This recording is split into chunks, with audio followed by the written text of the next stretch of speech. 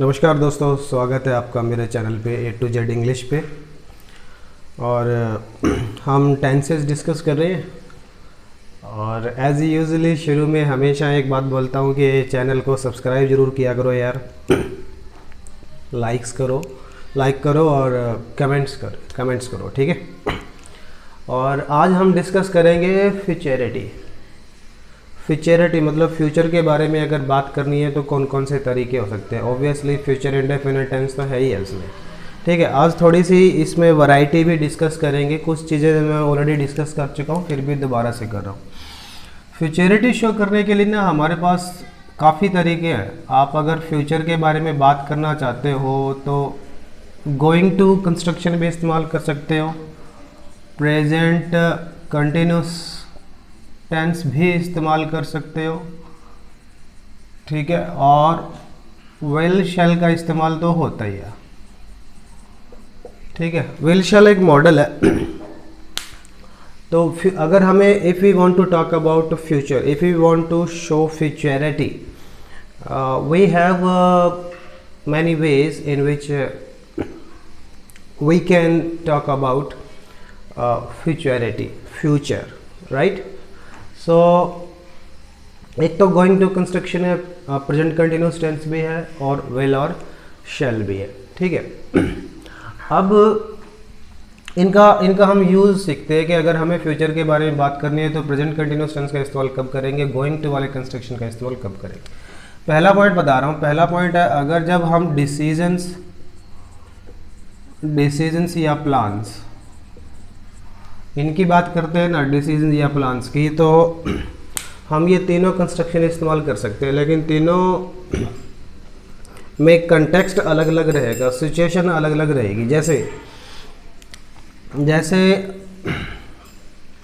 Going to construction हम तब इस्तेमाल करते हैं जब हमने कोई प्लान बनाया, ठीक है। चीज़ें फाइनल नहीं है, जस्ट हमने एक माइंड में एक प्लान बना लिया कि ये काम हमें करना है, ठीक है। जब भी हम प्लान बनाते हैं होता तो वो काम फ्यूचर में ही है, ठीक है। तो हमने जब कोई प्लान बनाया, जस्ट एक माइंड में प्लान बनाया है, अभी चीज़ें फाइनल नहीं करी है, तो हम गोइंग टू कंस्ट्रक्शन इस्तेमाल करेंगे। अच्छा, जब चीज़ें हमने फाइनल कर ली, अरेंजमेंट हो गया, सारे सब कुछ डन हो गया, फिर हम प्रेजेंट कंटिन्यूस टेंस का इस्तेमाल करेंगे, ठीक है। और जब हमने कोई डिसीजन लिया और तुरंत डिसीजन लिया और उसी समय अनाउंस कर दिया, at the time of speaking, when you take a decision and announce it immediately, ठीक है।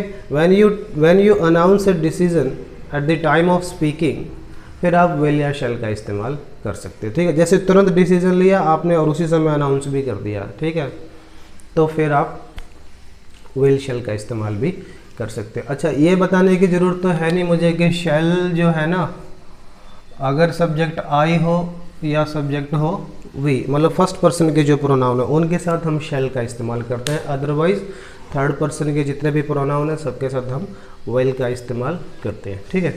अब एग्जांपल लेते हैं, एग्जांपल से थोड़ी बात जल्दी समझ में आएगी। जैसे मैंने कहा कि आई डैश अ कार, और वर्ब है बाय। अब इसमें तीनों में से हमें इस्तेमाल करना है कि गोइंग टू कंस्ट्रक्शन भरें कि प्रेजेंट कंटिन्यूस, ऐसे करें आई am going two by A car, या फिर I am buying A car, या फिर आई शैल बाई ए कार। तीनों में से कौन सा ठीक रहेगा। तो अब देखो कि ये बात तो है कार खरीदने की बात हो रही है, हमारा कोई प्लान है कार खरीदने का, तो लेकिन इसमें फाइनल होगी चीज़ें, ये तो कुछ भी नहीं पता लग रहा कि हमने कौन सी कार खरीदनी है, कब खरीदनी है, ये तो कोई इस कंटेक्स्ट में पता लग रहा है, नहीं लग रहा, ठीक है। अच्छा, ये भी नहीं पता लग रहा कि हमने ऑन द स्पॉट अभी डिसीजन लिया और अभी अनाउंस किया है, तो ऐसा कुछ भी नहीं है। कोई ऐसी कंटेक्स्ट नहीं है, ऐसा कोई अपने को कोई ऐसा क्लू नहीं अभी तक मिला है इसमें। तो आप करो इसमें आई एम गोइंग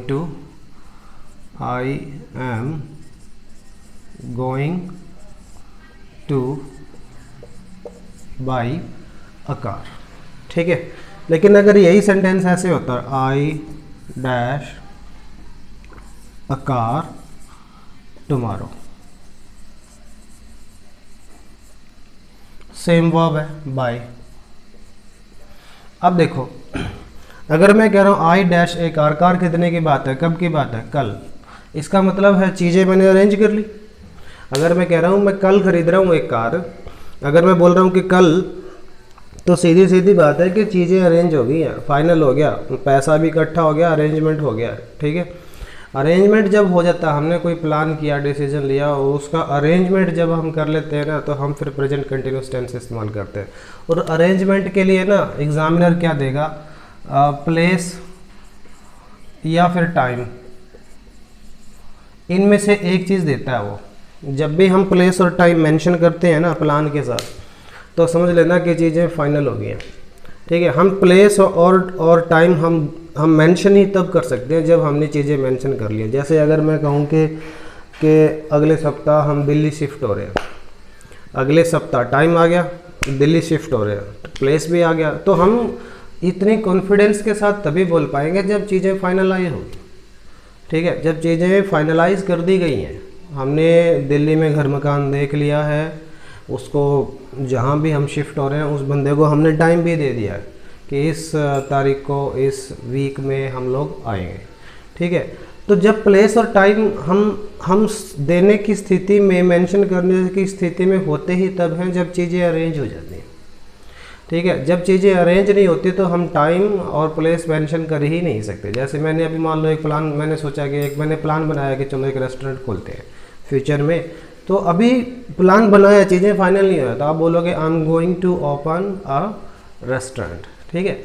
लेकिन अगर आपने फाइनल कर ली, जगह देख ली, सबको टाइम भी दे दिया कि उस दिन मैं मुहूर्त कर रहा हूँ, तो फिर चीज़ें फाइनल होगी। फिर आप सीधा बोल सकते हैं I am opening a restaurant next week in this locality. Place भी आप मेंशन करना चाहो तो कर सकते हैं, ठीक है। तो अब अगर इसमें आपने टाइम मेंशन कर दिया ना, तो इसका मतलब है चीज़ें अरेंज हो गई हैं। फिर आप प्रेजेंट कंटिन्यूस टेंस इस्तेमाल करो, I am buying a car tomorrow, ठीक है। अब विल और शैल का इस्तेमाल पता कब करते हैं, जब हम विल और शैल का इस्तेमाल मैंने बताया तब करते हैं जब हमने डिसीजन लिया तुरंत और उसी समय अनाउंस कर दिया। उसके लिए भी एग्जामिनर क्लू देगा। जैसे मान लो 4 आदमी बैठ के पार्टी कर रहे हैं और उसमें अशोक है जो पार्टी दे रहा है, ठीक है। और पार्टी वार्टी करने के बाद एक बंदा कहता है यार अशोक तो पे कैसे करेगा, Ashok has forgotten, Ashok has left his wallet at home. मान लो अब किसी ने मेरे को, हम पार्टी कर रहे हैं 4 बंदे, मैं भी वहाँ पे मौजूद हूँ, और मेरे को बताया किसी ने कि Ashok has left his wallet at home, और हालांकि पार्टी वही दे रहा था। तो अब तो मुसीबत खड़ी होगी। अब देखो, अब ये क्लू मिल गया, तो मैंने कहा कि चलो कोई नहीं, उसकी जगह मैं दे दूंगा। अब मैंने ये डिसीजन लिया, तुरंत अनाउंस कर दिया। मैंने कहा नो प्रॉब्लम, आई शैल पे, ठीक है। ये डिसीजन मैंने लिया और यहाँ पे मैंने शैल का इस्तेमाल किया, ठीक है। यहाँ पे मैंने गोइंग टू का इस्तेमाल किया, ठीक है। और यहाँ पे मैंने प्रेजेंट कंटिन्यूस टेंस का, यहाँ पे सिर्फ एक प्लान बनाया, मन में एक जस्ट खाका सा बनाया कि कार खरीदनी है। अच्छा, यहाँ पे मैंने फाइनल कर लिया कब खरीदनी है, कौन सी कार खरीदनी है, तो प्रेजेंट कंटिन्यूस टेंस का। अच्छा, यहाँ पे डिसीजन ऑन द स्पॉट लिया है, क्योंकि ये जो मैंने क्लोज लिखा ना, इससे पता लगेगा कि ये डिसीजन ऑन द स्पॉट लिया है। वो कह रहा है कि अशोक तो जो है ना वो भूल गया घर पे अपना वैलेट, तो मैं कह रहा हूँ चलो कोई बात नहीं, मैं दे देता हूँ। तो ये डिसीजन मैंने लिया और अनाउंस भी कर दिया। जब when you take a decision and announce it at the time of speaking, you should use will और shall to talk about future. Clear है? तो ये था जो इससे तो साफ ही नहीं होता। तो ये था थोड़ा सा फ़र्क। वेल और शेल के जो यूजेस है ना काफ़ी वास्ट है। जब ये एक मॉडल है और जब मैं आपसे मॉडल डिस्कस करूँगा ना तब इसको और डिटेल में डिस्कस करूँगा, ठीक है। कंडीशनल आएगा तब उसमें थोड़ी और चीज़ें क्लियर हो जाएंगी वेल और शेल के बारे में। तो फ्यूचरिटी शो करने के लिए ना, फ्यूचर कोई टेंस नहीं है, याद रखना। फ्यूचर को शो करने के लिए, फ्यूचर के बारे में बात करने के लिए हमारे पास बहुत सारे तरीके हैं, और जब हम मॉडल करेंगे ना तो वो चीज़ें आपके साथ बिल्कुल क्लियर हो जाएंगी। अब नेक्स्ट पॉइंट है, अगर हमें प्रेडिक्शन करनी हो ना, प्रेडिक्शन मतलब भविष्यवाणी, तो उसके लिए भी हमारे पास दो कंस्ट्रक्शन है। एक तो है गोइंग टू और एक है विल और शैल। या तो हम विल लगाएं या फिर हम शैल इस्तेमाल करें, ठीक है। अब गोइंग टू कंस्ट्रक्शन जो है ना हम प्रेडिक्शन के लिए तब इस्तेमाल करते हैं जब प्रेजेंट में चीज़ें होती हुई दिखाई दे रही हैं, हमारे सामने, आंखों के सामने कुछ चल रहा है और हमारी आंखों के सामने एविडेंस है, और उस एविडेंस के बेसिस पे हम कुछ प्रेडिक्शन कर सकते हैं, ठीक है। when things are happening in front of our eyes, on the basis of those things we can predict something about the future, ठीक है। तब हम गोइंग टू कंस्ट्रक्शन का इस्तेमाल करते हैं। और विल और शेल प्रेडिक्शन का जब हम इस्तेमाल करते हैं, विल और शेल का पता कब करते हैं? जब करते हैं जब हम किसी को जानते हो, किसी के बारे में प्रेडिक्शन करते हैं। कोई चीज़ है या कोई पर्सन है या कोई चीज़ है, हम उससे फैमिलियर हैं, हम उसके तौर तरीके को जानते हैं। अब अगर उस बंदे के बारे में या किसी चीज़ के बारे में जब इसको हम ऑलरेडी जानते हैं, नोन है, फैमिलियर है, एक्वेंटेड है, उसके बारे में प्रेडिक्शन करनी है तो हमें विल और शेल का इस्तेमाल करना है, ठीक है। जब चीज़ें हमारी आंखों के सामने चल रही हो, भले हम ना जानते हो, लेकिन उन चीज़ों, जो चलती हुई चीज़ें, उनको देख के हम प्रेडिक्शन करेंगे तो गोइंग टू। लेकिन किसी ऐसे बंदे के बारे में प्रेडिक्शन कर रहे हैं जिसको हम ऑलरेडी जानते हैं, ऐसी चीज़ के बारे में प्रेडिक्शन कर रहे हैं जिसको हम जानते हैं, तो फिर विल और शेल। एग्जाम्पल लेते हैं, एग्जाम्पल से कैसे पता लगेगा? जैसे मैंने कहा look at those clouds, look at those clouds, look at those clouds। अगर मैं कह रहा हूँ कि look at those clouds, उन बादलों को देखो, इसका मतलब बादल हमारी आंखों के सामने, वो बादल घूम रहे हैं आसमान में, चल रहे हैं, आसमान हमें दिखाई दे रहा है, इसका मतलब तो यही है, ठीक है। तो 8 डैश रेन। अब हमें विल शेल लगाएं कि गोइंग टू कंस्ट्रक्शन लगाएं? गोइंग टू आएगा क्योंकि चीज़ें हमारी आंखों के सामने चल रही हैं। It is going to rain, बारिश होने जा रही है। मैंने कहा यार देखो बादलों को, देखो आसमान में, लुक एट दोज क्लाउड्स। अगर मैं कह रहा हूँ तो इसका मतलब चीज़ें हमारी आंखों के सामने चल रही हैं तो हम प्रेडिक्शन कर सकते हैं, और तो गोइंग टू वाला कंस्ट्रक्शन इस्तेमाल कर सकते हैं, ठीक है। और मैंने कहा वॉच आउट, ठीक है। वॉच आउट का मतलब भाई थोड़ा संभलो, बी केयरफुल, ध्यान रखो थोड़ा सा। अगर मैं ये चीज़ें बोल रहा हूँ तो इसका मतलब कुछ ना कुछ हमारी आंखों के सामने चल ही रहा है, तभी मैं ये वर्ड बोलूँगा, ठीक है। तो हो सकता है आगे में जो भी कुछ मुझे लिखना हो, यू, और यहाँ पे वर्ब है स्लिप, ठीक है। अगर मैं कह रहा हूँ वाज सावधान इसलिए बोल रहा हूँ कि कुछ हो सकता है वहाँ पे कुछ ज़मीन ऐसी हो, ठीक है, चीज़ें हमारी आंखों के सामने पड़ी हैं, चल रही हैं, उनके बेसिस पे हम प्रेडिक्शन कर सकते हैं कि मैं क्या भाई थोड़ा सावधान, you are going to slip, नहीं तो तुम्हारा पैर फिसल जाएगा। You are going to slip, यही वर्ब आ जाएगी, you are going to slip, ठीक है। तो ये इस तरह का कुछ ना कुछ हमें क्लू जरूर मिलेगा जिससे हमें ये पता लगेगा कि चीज़ें हमारी आंखों के सामने चल रही हैं और उनके बेस पे हम प्रेडिक्शन कर रहे हैं, ठीक है। अब एक सेंटेंस और लेता हूँ। मैंने कहा go to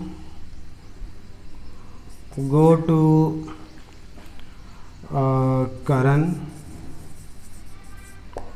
he dash your problem, और वर्ब है सॉल्व। अब मैं कह रहा हूँ कि भाई गो टू करण के पास जाओ, वो तुम्हारी प्रॉब्लम सॉल्व कर देगा। अब ऐसा मैं पता क्यों बोला, चीज़ें हमारी आंखों के सामने चल नहीं रही हैं, कुछ नहीं हो रहा है, तो ठीक है। कोई बंदा आया मेरे पास, मेरे से कुछ पूछ रहा था, मैंने कहा यार तुम एक काम करो, तुम जाओ करण के पास, ठीक है। अब मैं करण के पास उन्हें क्यों भेज रहा हूँ, क्योंकि मैं करण को जानता हूँ कि वो इस प्रॉब्लम को सॉल्व कर देगा और मैं उसके बारे में प्रेडिक्शन कर रहा हूँ, ही कैन डू इट, ठीक है। तो जब मैं किसी बंदे को जानता हूँ, किसी चीज़ को जानता हूँ, उसके बारे में कोई बात प्रिडिक्ट कर रहा हूँ, तो हम विल शेल का इस्तेमाल करेंगे। He will solve your problem, ठीक है ना। अब मान लो कोई जैसे मान लो कोई कुर्सी है, टूटी फूटी सी कुर्सी, हम जानते हैं कि उसको थोड़ा सा भी टच करते हैं तो गिर जाती है, ठीक है। तो अगर मैं उस कुर्सी के बारे में बात करूँ, मैं क्या कह डोंट टच दिस चेयर, ठीक है, don't touch this chair, it dash down, और यहाँ पे वर्ब है फॉल। अब देखो कुछ हमारी चीज़ें आंखों के सामने चल नहीं रही हैं, ऐसा कुछ नहीं है। वो कोई बंदा है, मैं कह रहा हूँ यार इस कुर्सी को मत छेड़ना, ये नीचे गिर जाएगी, क्योंकि हम जानते हैं इसको, इसके बारे में प्रेडिक्शन कर सकते हैं, नॉन है, फेमिलियर है, ठीक है। तो मैं कहूँगा कि यार कुछ भी टच करो इस रूम में, लेकिन इस कुर्सी को टच नहीं करना, ठीक है। तो don't touch this chair, it लिखो यहाँ पे, इट विल फॉल डाउन। अगर इसको टच नहीं करना, ये गिर जाएगी नीचे, क्योंकि मैं जानता हूँ ये गिर जाती है, फेमिलियर है, नॉन है। तो ये है, जब हम किसी नॉन चीज़ के बारे में प्रेडिक्शन करते हैं, चाहे वो लिविंग चीज़ हो चाहे नॉन लिविंग चीज़ हो, तो विल शेल का इस्तेमाल करो, ठीक है। तो एक बात तो क्लियर है कि फ्यूचर के बारे में बात करनी हो तो हमें हमेशा विल शेल का इस्तेमाल नहीं करना, ठीक है। जो मैंने अभी सिखाया ना, इसी तरीके से आपको इस्तेमाल करना है। अगर आप डिसीजन या प्लान की बात कर रहे हो और आपने चीज़ें फाइनल कर ली, तो विल शेल का इस्तेमाल नहीं कर पाओगे, और जस्ट रैंडम एक ऐसी प्लान बनाए तो भी विल शेल का इस्तेमाल नहीं कर पाओगे, ठीक है। विल शेल का इस्तेमाल हम तब करते हैं जब हमने कोई डिसीजन लिया तुरंत और अनाउंस किया एक जगह। दूसरी जगह हम प्रिडिक्शन के लिए कर सकते हैं, तब करते हैं जब हम किसी चीज़ के बारे में, ऐसी चीज़ के बारे में प्रिडिक्शन कर रहे हैं जिसको हम जानते हैं, फेमिलियर है, ठीक है। अदरवाइज नहीं करना आपको। चलिए जी, अब आ जाओ कुछ और यूजेस सीखते हैं हम फ्यूचरिटी शो करने के। विल शेल का इस्तेमाल और कहाँ पे होता है। देखो, विल शेल का इस्तेमाल है ना, जब हम ऑफ़र करते हैं, प्रॉमिस करते हैं, किसी से सहमति जताते हैं या सलाह वगैरह देते हैं, कोई सुझाव, या फिर आई थिंक, इस तरह के सेंटेंसेस आते हैं ना, I think, I don't think, I believe, I don't believe, I suppose, I imagine etcetera. इनके साथ भी आपको विल शेल का इस्तेमाल करना चाहिए और करते भी हैं, ठीक है। इन ऑफर, प्रॉमिस, एग्री, अगर आप एग्रीमेंट शो कर रहे हैं, सलाह वगैरह दे रहे हैं, तो इस तरीके से। जैसे एग्जांपल लेते हैं, एग्जांपल है, this bag looks heavy, I shall help you with it, ठीक है। मैंने कहा कि जो बैग है ना थोड़ा भारी लग रहा है, I shall help you with it, तो मैं इसको उठाने में तुम्हारी मदद कर देता हूँ। तो ये क्या है? ये ऑफर है। ऑफर का मतलब when we are ready to do something for you, for somebody, when we want to do something for somebody, when we are ready and when we declare it that I'm ready to do this for you, this is called offer, ठीक है। ये offer है। मैंने कहा कि यार ये bag थोड़ा भारी लग रहा है तो मैं थोड़ी मदद कर देता हूँ तुम्हारी इसको उठाने में, I offered my help, ठीक है। तो ये ऑफर हो गया। और ऑफर याद रखना, जब भी इस तरह से सेंटेंस आए ना, मान लो शुरू में ब्लैंक आ जाए और यहाँ पे आई आ जाए, dash the door for you, verb है ओपन, ठीक है। इंटरोगेटिव सेंटेंस दिखने में जो लगे और हमें मॉडल भरना है यहाँ पे, और या फ्यूचर के बारे में बात करनी है, तो आंख मिच के ना यहाँ पे आप शैल भर देना। यहाँ पे shall I open the door for you, ये भी ऑफर होता है। जब भी हम शैल आई से सेंटेंस स्टार्ट करना है, शैल आई shall I open the door for you और shall I help you, ठीक है, क्या मैं तुम्हारी मदद करूं, क्या मैं इस दरवाजे को तुम्हारे लिए खोलूं। ये ऑफ़र होता है। shall I से जब भी सेंटेंस स्टार्ट होगा ना ऑफ़र होता है, याद रखना, ठीक है। तो जब हम ऑफ़र की बात करेंगे तो हम will या shall का इस्तेमाल कर सकते हैं, ठीक है। और प्रॉमिस का एग्जांपल है तो मैंने कहा कि डोंट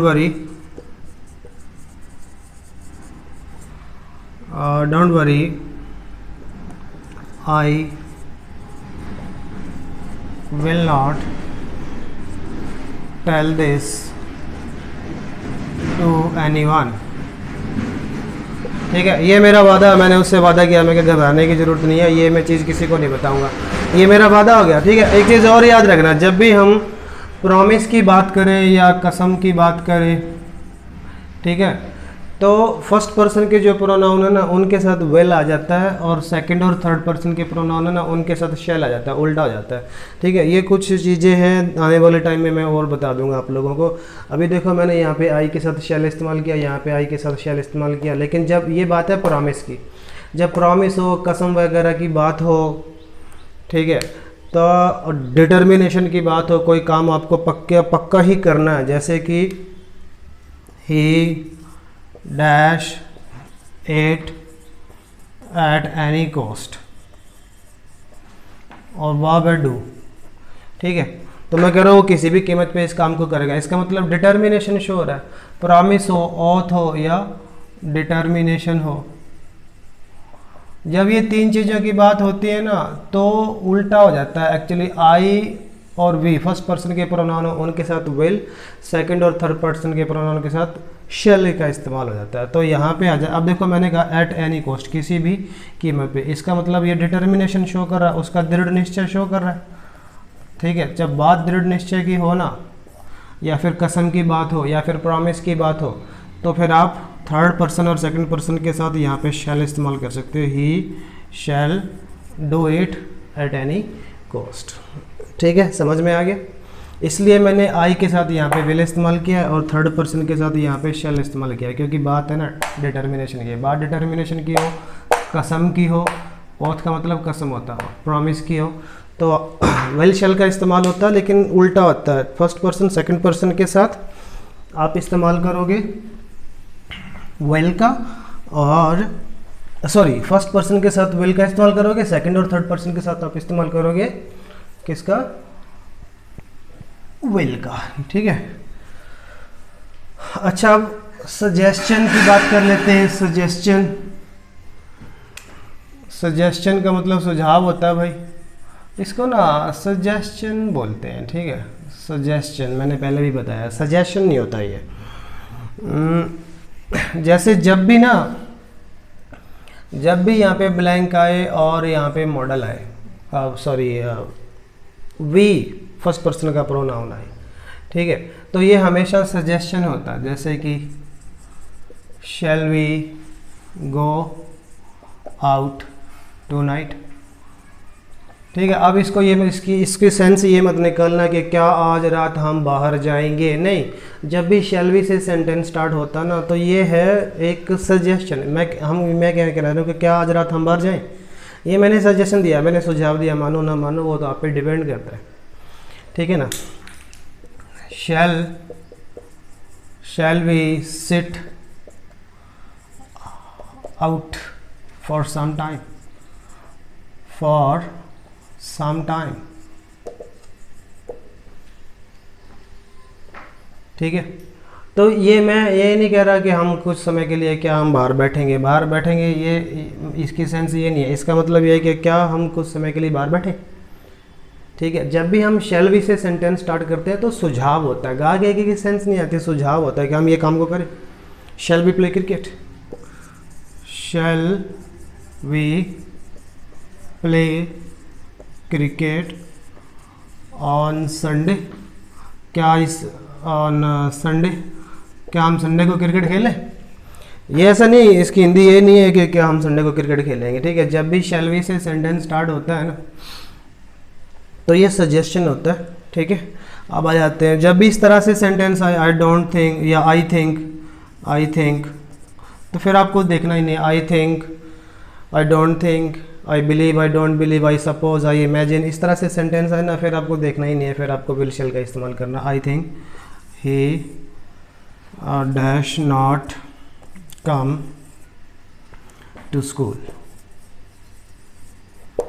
ठीक है, वह मैंने भर दी। तो जब भी आई थिंक का इस्तेमाल हुआ तो आप यहाँ पे विल इस्तेमाल कर लो। I think he will not come to school, I believe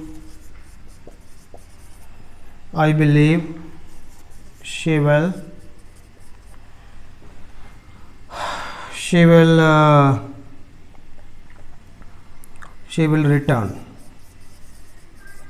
this week,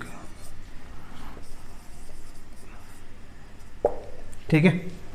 तो जब भी I believe, I don't believe, I think, I don't think, इस तरह के कंस्ट्रक्शन का इस्तेमाल होता है ना, तब भी आप विल शैल का इस्तेमाल कर सकते हो। तो ये थी कुछ बातें जो मुझे आपके साथ डिस्कस करनी थी विल शैल के regarding. There are many ways through which we can talk about future. Futurity can be shown in many ways. Yet there are a number of ways to be discussed in which we talk about future. We shall be discussing those ways in my coming lecture. So please subscribe to my channel, share this channel with your friends as quickly or as often as you can, ठीक है। तो please जुड़े रहो, सारी English इसी channel पे सीखने को आपको मिलेगी। धीरे धीरे सारी इंग्लिश डाल देंगे, कहीं जाने की ज़रूरत नहीं है। सब्सक्राइब करो यार चैनल को और एंजॉय करो भाई, सीखो। Thank you.